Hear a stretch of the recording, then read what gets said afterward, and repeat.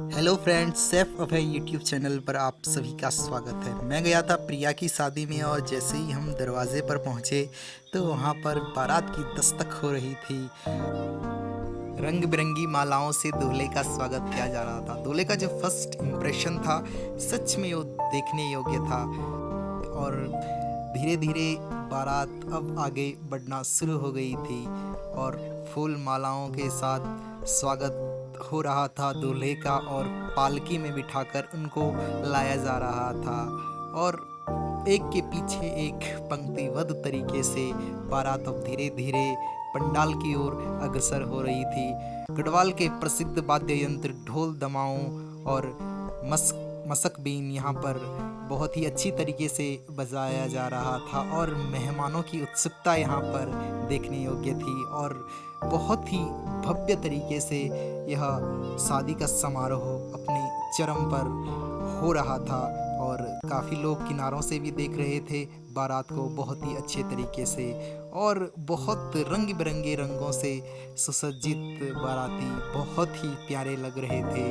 और बारात में लगभग कम से कम 60-70 के करीब बाराती थे और बहुत ही अच्छे तरीके से उत्साहित थे अंदर से इस शादी को लेकर। और अब धीरे धीरे बारात पंडाल की ओर अग्रसर हो रही थी और बहुत ही अच्छा नज़ारा था। और फिर मेहमानों का वेलकम किया गया और उसके बाद हौले हौले कदमों से दुल्हन आई पंडाल की ओर, जहाँ पर शादी की सेरेमनी होने वाली थी। स्पेशली जयमाला के लिए वो आने वाली थी और उनके साथ उनकी दो सहेलियाँ भी उनके साथ सपोर्ट में खड़ी थी।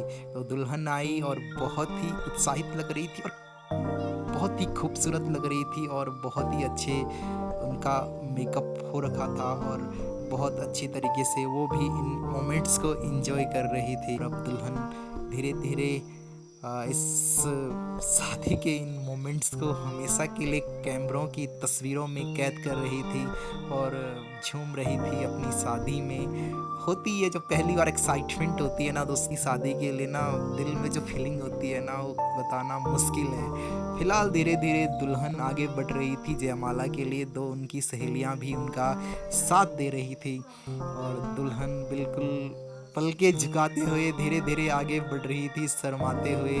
और बिल्कुल फिर जाती हैं वो पंडाल की ओर और बिल्कुल काफ़ी एक्साइटेड भी थी, उत्साहित थी।